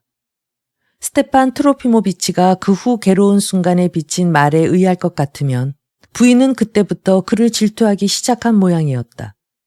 물론 부인도 이런 패들과 상종해서는 안 된다는 것을 잘 알고 있었으나 여성 특유의 히스테릭한 초조감을 갖고 여전히 굶주린 듯이 이런 패들을 맞이하곤 했다. 무엇보다도 그 무엇인가를 시종고대하는 심정이 강했다. 이러한 야간 집회에서 부인은 별로 입을 열지 않았다. 물론 기분이 내키면 말을 할 수도 있었지만 주로 남의 말을 경청하는 일이 많았다. 그들의 화제란 대개가 검열철폐, 경운부의 폐지, 러시아 문자를 폐지하고 라틴 문자로 대용하자는 것, 어제 누가 추방되었다는 이야기, 어떤 집회소에 소동이 벌어졌다는 소문, 자유로운 연방 조직 밑에 러시아를 민족별로 분립시키는 편이 유익하다는 설, 육해군 폐지의 건, 드네프르 강 유역의 폴란드 토지의 부흥, 농민개혁과 경문의 배부, 상속제도, 친자관계, 승려제도 따위의 전폐, 여권 신장 문제, 만인이 이구동성으로 그 비행을 욕하는 그라이옙스키의 저택에 관한 것 등등 이런 것들이었다. 이런 신인들 가운데는 어지간히 사기꾼도 많이 섞여 있었지만 반면에 무척 정직하고 흥미를 끄는 사람들도 많이 있었다. 어딘가 좀 이상한 점이 있긴 했지만 더욱이 정직한 사람들은 솔직하지 못하고 막 되어먹은 축보다 다분히 불가해한 점이 많아서 누가 누구의 손에 놀아나고 있는지 전혀 짐작이 가지 않았다. 바르바라 부인이 잡지를 발행하겠다는 자기 생각을 털어놓자 이전보다도 더 많은 사람들이 모여들었다. 그러나 얼마 후 부인의 면전에서 당신은 자본가이다. 남의 노력을 착취하려는 자이다. 하고 온갖 비난을 퍼붓기 시작했다. 이런 종류의 비난은 당돌하기도 했거니와 지나치게 무례한 것이었다. 고 스타브로긴 장군의 동료이며 친구였던 이반 이바노비치 드로주도프라는 꽤 나이가 든 장군이 하나 있었다. 우리들은 모두 이 사람을 잘 알고 있었는데 그는 극도로 완고하고 격분하기 쉬운 성미인데다가 굉장한 대식가이며 무신론을 대단히 두려워하는 사람으로 알려져 있었다. 그가 어느 날 바르바라 부인의 야회에서 어떤 유명한 청년문학가와 언쟁을 했다. 이 청년문학가는 대뜸 그에게 만일 당신이 그렇게 말씀하신다면 당신은 장군이라고 불려도 별 수 없겠군요 하고 말했다. 이를테면 장군이란 말 이상 모욕적인 어휘를 찾아낼 수 없다는 투의 의미였다. 장군은 벌컥 화를 내었다. 그렇다. 그래. 나는 장군이며 육군 중장이다. 우리 황제폐하께 봉사했던 사람이다. 그런데 자넨 뭔가 새파란 애송이에 기껏해야 무신론자가 아닌가. 마침내 도저히 용납할 수 없는 추태가 연출되었다. 다음 날 이 사건은 신문에 공개되었으나 바르바라 부인이 장군을 즉석에서 쫓아내려고 하지 않았던 불미스러운 행위를 규탄하는 연명의 항의가 준비되어 있었다. 또 사파 잡지에는 어떤 만화를 게재하여 바르바라 부인과 장군과 스테판 트로피모비치를 보수파의 새 단짝으로 나란히 그려놓은 다음 이 사건을 위해 어느 국민 시인이 일부러 쓴 시 한 편을 첨가하고 있었다. 나 개인의 생각이지만 실제로 장성급에 소속된 많은 인사들은 묘한 말버릇을 가지고 있다. 나는 우리 황제폐하께 봉사했다 운운하는 것은 마치 이런 사람들의 황제폐하는 우리들 평민의 것과는 아주 다르다는 투였다. 이쯤 되니 더 이상 빼츠르부르크에 머문다는 것이 불가능했음은 말할 나위도 없다. 게다가 스테판 트로피모비치는 돌이킬 수 없는 실태를 범하고야 말았다. 그는 참지 못한 나머지 예술의 권리를 주장하기 시작하여 세상은 그를 한층 더 비웃고 바보 취급을 하기 시작했던 것이다. 마지막으로 참석한 낭독회에서 그는 훌륭한 국민으로서 손색 없는 열변을 토하여 청중의 가슴속 금선을 건드려 보겠다는 생각을 품고 자기가 받고 있는 박해에 대해서 경의를 불러일으킬 심사였다. 그는 조국이란 어휘가 무익하고도 우스꽝스러운 말임을 이론의 여지 없이 동의한 다음 종교가 유해하다는 사상에도 찬성했지만 다만 장화는 뿌시킴보다 가치가 없는 것이다. 아니, 비교할 여지가 없다고 소리 높여 완강히 선언했다. 청중들은 가차없이 일제히 쉬이 소리를 내어 불만과 조소를 포부었으므로 그는 연단에서 내려올 생각도 못한 채 그냥 그 자리에서 엉엉 울어버리고 말았다. 바르바라 부인은 기진맥진한 그를 끌고 집으로 돌아왔다. 그들은 나를 마치 낡은 종이 모자처럼 취급했어 하고 그는 의미도 없이 중얼거렸다. 부인은 밤새도록 그의 곁에 붙어 서서 월계수줍을 먹여주며 새벽녘까지 몇 번이고 되풀이했다. 당신은 아직도 유용한 분입니다. 아직까지 당신의 존재는 뚜렷해요. 언젠가는 당신이 평가받을 날이 올 것입니다. 어디론지 다른 곳으로 가기만 하면. 그 이튿날 이른 아침 바르바라 부인 집에 5명의 문학가들이 나타났다. 그 중에 3명은 여태까지 한 번도 본 적이 없는 생면부지의 사람들이었다.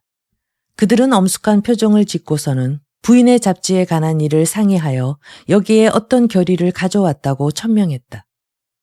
바르바라 부인은 이때까지 누구한테도 잡지 일에 관해서 상의를 해달라거나 결의를 지워달라고 의뢰한 적이 전혀 없었다. 그들이 결의했다는 바는 다름이 아니었다. 부인은 잡지의 기초를 정하면 곧 이것을 자유조합의 체제를 갖추어 자본이고 뭐고 고스란히 자기들한테 넘겨준 연후에 스쿠보레시니크로 돌아가 주십사 하는 것이고 돌아가되 특히 그 캐캐 묵은 스테판 트로피모비치를 함께 데려갈 것을 잊지 말아 달라는 사연이었다. 그러나 부인의 소유권을 인정하여 매년 수입의 6분의 1을 우송해 드리는 것만을 예의상 수락한다는 이야기였다. 무엇보다도 감격할 만한 일은 이들 5명 중 확실히 4사람까지는 조금도 이기적인 목적 없이 그저 공공사업을 위해 진력을 다하고 있었다는 점이었다. 우리는 얼빠진 사람들처럼 빼제르부르크에서 빠져나오고 말았다네. 하고 스테판 트로피모비치는 곧잘 이야기했다. 나는 아무것도 생각해낼 수가 없었지. 다만 기차바퀴 소리에 맞춰 모스크바에 도착하기 직전까지 뜻도 모를 소리를 중얼거리던 일을 기억하고 있을 따름이라네. 모스크바에 와서야 겨우 정신이 들더군. 정말이지 여기서 실제로 무언가 찾아낸 기분이 들었다네. 아, 제군. 하고 그는 가끔 우리들에게 감격에 못 이겨 부르짖곤 했다. 아마 자네들은 상상도 못할 거야. 나 자신이 오래전부터 신성한 곳으로 여겨오던 위대한 사상을 몰지각한 패들이 자기들과 똑같은 바보들에게 보이기 위해 거리로 끌어내어 어리석은 철부지들의 놀이객감으로 균형도 조화도 없이 한쪽 구석에 진흙탕에서 굴러다니게 내버려 둔 것을 지나가던 길에 보았을 때 어찌 내가 분노와 비애의 정을 금할 수 있었겠나. 그럴 수 없어. 그럴 수는 없지. 우리들의 시대에는 그렇지 않았어. 우리는 그러기 위해 노력하지 않았어. 아닐세, 아니야. 전혀 달랐었지. 난 도무지 뭔지 모르겠네. 그러다가 다시 우리들의 시대가 돌아와서 현대의 불완전한 만사를 확고한 길로 인도해 줄 것임에 틀림없어. 그럴 거야. 그렇지 않으면 대체 무슨 일이 일어날 판인가? 7. 빼제르부르크에서 돌아오자마자 곧 바르바라 부인은 자기의 친구를 휴양차 외국으로 보냈다.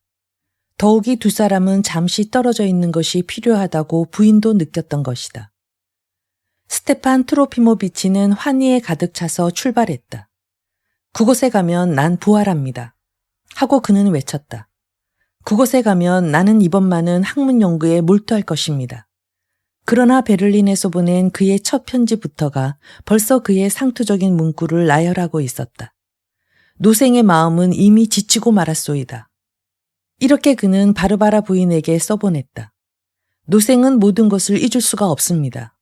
여기 베를린에 있어도 최초의 환희이며 최초의 고통이었던 노생의 지나간 모든 과거가 회상되는구려. 아, 그들 두 여인은 지금 어디 있을까?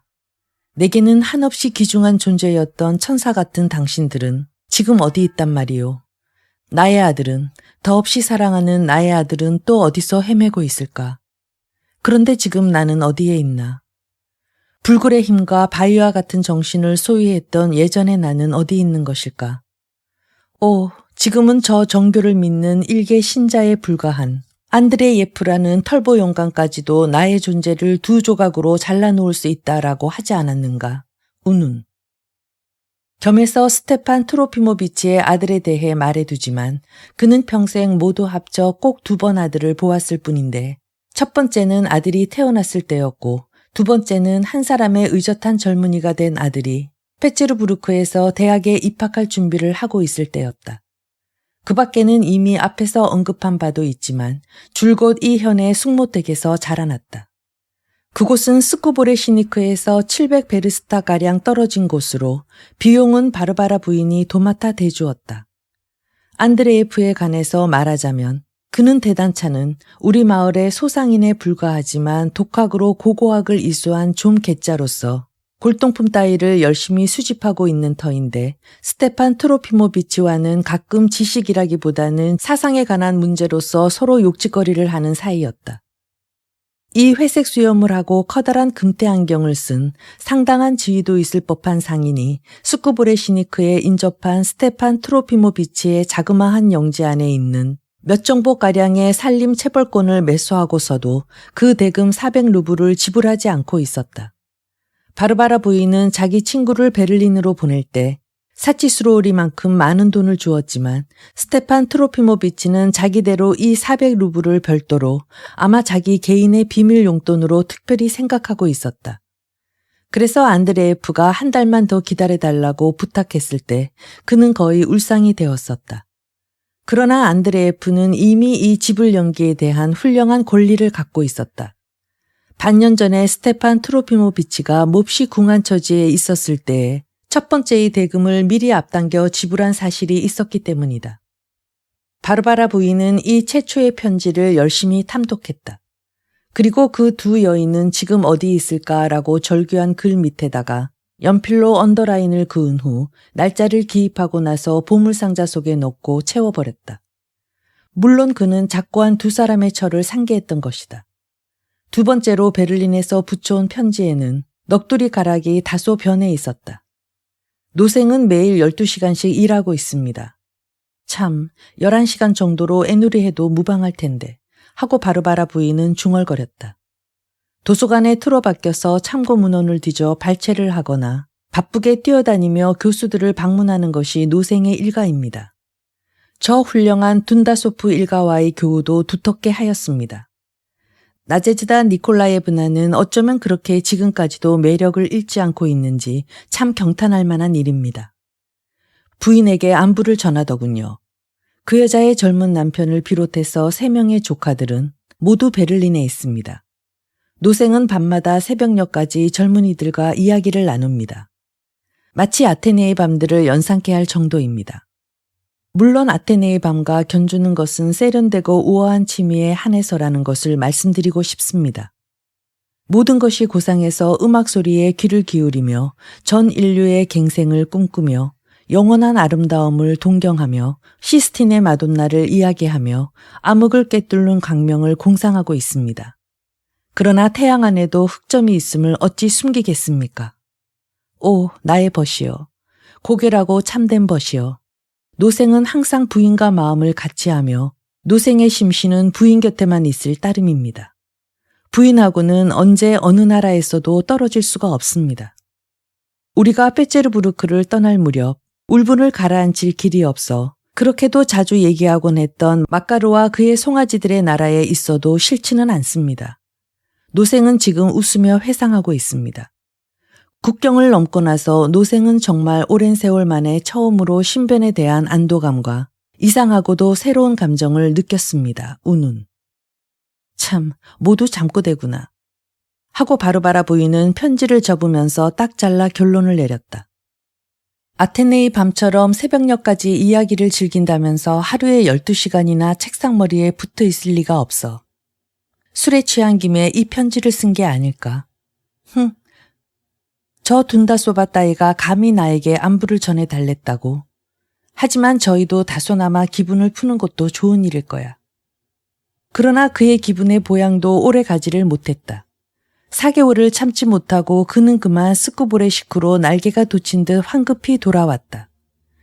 돌아오기 직전에 보낸 그의 몇 통의 편지에는 구구절절 멀리 떨어져 있는 친구에 대한 감상적인 사랑의 호소로 일관되어 있었고 온통 별리의 눈물로 가득 차 있었다.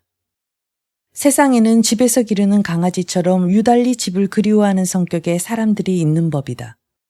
이 두 친구의 재회는 환희에 가득 찼다. 그러나 이틀이 지나가기가 바쁘게 모든 것이 옛날과 똑같이, 아니 예전보다 더 단조롭게 흐르기 시작했다. 여보게, 내 친구. 하고 스테판 트로피모비치는 2주일이나 지났을 때 나에게 대단한 비밀을 털어놓았다. 참, 나는 나 자신에 대해 무서운 새로운 사실을 알아냈다네. 나란 놈은 하나의 식객에 불과하다네. 그리고 그 이상은 아무것도 아니야. 정말. 아무것도 아니란 말일세. 8. 그런 일이 있은 다음 우리 마을은 아무 일 없이 고요해졌고 그러한 세월이 그 후부터 오늘에 이르기까지 9년간 쭉 계속되었다. 규칙적으로 되풀이해온 그의 히스테리칼한 발작도 내 어깨에 얼굴을 파묻고 우는 흐느낌도 우리의 태평한 생활을 조금도 방해하진 않았다. 그동안 스테판 트로피모비치가 뚱뚱해지지 않은 것이 오히려 놀랍다. 다만 변한 것은 그의 코가 약간 붉어져서 점점 마음씨 좋은 할아버지의 특색이 뚜렷해져 간다는 점이다. 그의 주위에는 하나의 서클이 형성되어 갔지만 사람 수는 항상 많지 않았다. 바르바라 부인은 그 서클에 관계하지 않았지만 어쨌든 우리는 부인을 후원자로 인정하고 있었다. 빼츠르부르크에서 따끔한 교훈을 배운 부인은 그 후 우리 도시에 아주 주저앉고 말았다. 겨울에는 시내 자택에서 살았고 여름에는 교회에 있는 자기 영지에서 지내곤 했다. 최근 7년 동안, 즉 현재의 현지사가 부임해 오기 직전까지 부인은 우리 마을의 사교계에서 대단한 명성과 굉장한 세력을 누려왔다. 전 현지사 이반 우시포비치는 워낙 잊을 수 없는 유순한 성격의 소유자이고 바르바라 부인의 가까운 친척이 되는 데다가 옛날에 부인의 신세를 진 일이 있었기 때문에 지사 부인도 바르바라 부인의 기분이 상하지는 않을까 시종 눈치를 살피기에 급급했다. 부인에 대한 현 전체의 숭배심은 보기에도 딱하리만큼 극도에 달했다. 덩달아 스테판 트로피모비치에게도 만사가 유익했음은 말할 나위도 없다. 그래서 그는 클럽의 한 멤버가 되어 위험 있는 태도를 지으면서도 카드 노름에는 항상 지기만 했다. 비록 많은 사람들이 그를 학자로 여기고 있었지만 어쨌든 일반의 존경은 받고 있었다. 그 후 바르바라 부인이 그에게 별거를 허락하자 우리들은 더욱 자유스럽게 되었다. 우리들은 일주일에 2~3번씩 그의 집에서 모이곤 했는데 그것은 무척 유쾌한 일이었으며 특히 그가 아낌없이 샴페인을 내놓을 때가 더욱 그러했다. 술은 바로 그 안드레예프의 가게에서 대놓고 갖다 마셨다. 그것을 바르바라 부인이 반년마다 계산해서 지불해 주곤 했는데 그날이 되면 거의 매번 스테판 트로피모비치는 히스테리를 일으키곤 했다. 우리 서클의 고참은 리푸친이었다. 그는 중년의 현청 관리지만 대단한 자유주의자여서 마을에서는 무신론자로 통하고 있었다. 그는 젊고 아름다운 아내와 재혼을 했는데 그것은 그녀의 지창금에 눈독을 들였기 때문이었다. 그 밖에도 그에게는 전처소생의 장성한 3딸이 있었다. 온 가족은 그 앞에서 옴짝달싹 하지 못하고 마치 감금된 것과 같은 생활을 하고 있었다. 게다가 그는 지독한 노랭이어서 봉급을 모아 자그마한 집 한 채를 마련하는 등 차근차근 재산도 꽤 모았다. 침착성이 없는 데다가 관등도 대단치 않았으므로 마을 사람들에게 그다지 존경을 받지 못했고 상류사회에서는 통 상대도 해주지 않았다. 더욱이 그는 소문난 중상가여서 수차례에 걸쳐 몹시 혼이 난 적이 있었다. 한 번은 어느 장교한테서였고 또 한 번은 일가의 주인인 어느 존경받는 지주에게서였다. 그러나 그의 날카로운 기지와 호기심이 강한 성격과 쾌활한 태도가 우리들의 마음에 들었다. 바르바라 부인은 그를 좋아하지 않았으나 그는 어떻게 해서인지 부인의 기분을 늘 맞춰주어서 무난하게 지낼 수가 있었다. 부인은 또 지난해에야 서클의 멤버가 된 샤토프도 싫어했다. 그는 전에는 대학생이었지만 어떤 학생 소동 때문에 제적되었다. 어려서는 스테판 트로피모비치에게 배웠고 바르바라 부인 댁의 농부이며 그 집의 시중이었던 고 파블 표도로프의 자식으로 태어나 부인으로부터 여러 가지로 도움을 받아온 처지였다. 그런데 대학에서 제명 처분을 받은 직후 곧장 부인에게로 돌아오지 않았을 뿐더러 모처럼 보낸 부인의 편지에도 이렇다 할 답장도 보내지 않았고 어느 개화된 상인집의 가정교사로 들어가 버렸기 때문에 부인은 그의 배은망덕한 행위에 분개하여 그 이후 그를 용서하지 않았다. 그는 이 상인의 가족과 더불어 가정교사라기보다는 오히려 서생의 자격으로서 외국에 갔다. 그 당시 그는 몹시도 외국에 가고 싶어 했던 것이다. 그 밖에도 또 한 사람의 여자 가정교사도 딸려 있었는데 이 여자는 말갈량이 러시아 아가씨로서 보수를 싸게 받는다는 조건으로 출발 직전에 채용되었다. 2달쯤 지나고 나서 방종한 사상을 가졌다는 이유로 상인은 그 처녀를 해고해버렸다. 그러자 샤토프도 그녀의 뒤를 따라 집을 뛰쳐나와 마침내 제네바에서 결혼해버렸다. 그들은 겨우 석주일 동안 함께 살았을 뿐 서로 아무런 구속도 받지 않고 자유인으로서 미련도 없이 갈라섰다. 물론 이것도 역시 가난 때문이었다. 그 후 오랫동안 그는 혼자서 유럽 천지를 떠돌아다녔다. 그가 어떻게 살았는지는 아무도 모르는 일이지만 들리는 말에 의하면 그는 거리에서 구두 닦기도 했고 또 어떤 부둣가에서 인부 노릇도 했다고 한다. 마침내 1년 전에 우리들 옛 고향의 보금자리로 되돌아와서 나이든 백모 집에 머물게 되었으나 그 백모도 한 달 전에 유명을 달리하고 말았다. 역시 바르바라 부인의 손으로 키워졌고 부인의 총애를 한 몸에 받고 있는 누이 동생 다샤와도 아주 소원한 왕래에 그치고 있었다. 우리들 가운데서 그는 늘 침울했고 별로 말을 건네지 않았지만 일단 그의 신념을 자극할 경우에는 병적으로 흥분해서 지나치게 말을 함부로 던졌다. 샤토프란 사내는 우선 묶어놓고 나서 그 다음에 토론해 봐야겠어 하고 스테판 트로피모비치는 종종 농담을 하곤 했지만 실은 그를 사랑하고 있었다. 외국에 있는 동안에 샤토프는 자기가 전에 가지고 있던 사회주의적 신념의 일부를 근본적으로 바꿔서 일약 그 정반대의 극단으로 뛰어들었다. 그는 어떤 강력한 사상에 갑자기 충격을 받으면 일시에 거기에 압도되어 버려 어쩌면 영원히 그 사상의 위력에서 벗어나지 못하는 전형적인 러시아인 중에 한 사람이었다. 이들은 그 사상의 시비를 비판할 능력도 없이 그저 맹신하고 만다. 그래서 그들의 생활은 마치 위로부터 떨어진 돌에 깔려 이미 온몸의 반이 돌에 짓눌린 채 부르짖는 최후의 팔딱거리는 경련가도 같이 지나가 버리는 것이다. 외모로 봤어도 샤토프는 빈틈없이 자기의 신념에 상당하고 있었다.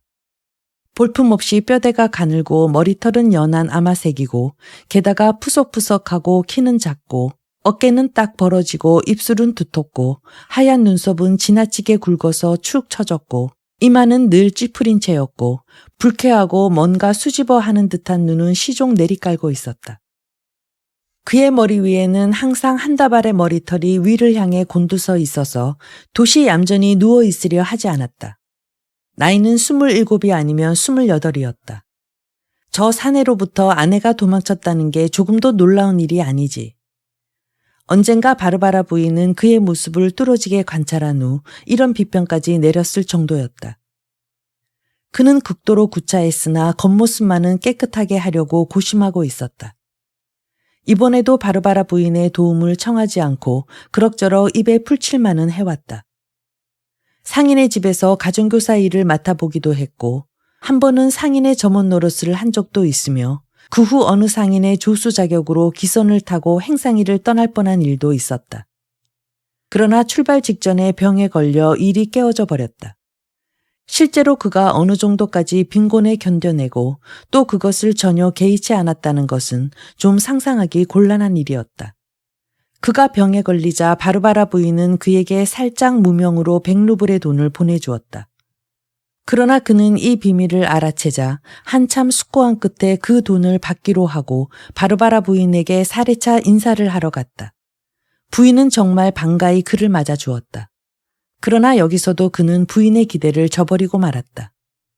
그는 묵묵히 한 5분을 땅바닥을 굽어보며 바보처럼 희죽거리고 서 있는가 싶더니 부인의 이야기가 한참 무르익었을 때 돌연 이야기를 다 듣지도 않고 벌떡 일어나 옆을 향해 절을 했다. 그리고는 어떻게 발을 떼어 놓는다는 것이 재수없게도 그만 값비싼 장식품이 달린 사무용 테이블에 걸려 넘어져 그것을 그냥 부숴놓고는 부끄러움에 혼비백산해서 도망을 치고 말았던 것이다. 그 후 리프치는 샤토프가 옛 상전이었던 여지주로부터 받은 100루블을 갚기는커녕 그대로 적 받아 넣었을 뿐만 아니라 오히려 사례차 인사까지 하러 갔었다고 해서 그를 여간 닦아세우지 않았다. 샤토프는 마을 변두리에서 고독한 생활을 보내고 있었으며 우리들 중 누가 찾아가도 반기지 않는 위인이었다. 그러면서도 저녁 때엔 스테판 트로피모비치의 집에 나타나서 항시 신문이나 책을 빌어가곤 했다. 스테판 트로피모비치 댁의 모임에는 비르긴스키인가 하는 젊은이도 출석했다. 그는 이 집안 관리로서 어떤 면에 있어서는 샤토프와 닮은 데가 있었다. 그러나 겉으로 보기엔 완전히 정반대의 인간처럼 보였다. 그 역시 한 가정을 거느린 가장이었다. 초라하고 지나치게 과묵한 이 젊은이는 비록 독학으로 닦기는 했지만 상당한 교양을 지니고 있었다. 가난한 데다가 결혼까지 했는데도 관청에 근무하면서 처가 쪽 숙모와 처제까지 부양하고 있었다. 그의 처를 비롯하여 그 집안 부인네들은 모두 극히 저급한 사상을 갖고 있지만 그것이 조잡하게 밖으로 노출되므로 경우는 다르지만 길거리에 떨어진 사상이라는 평어처럼 느끼게 한다.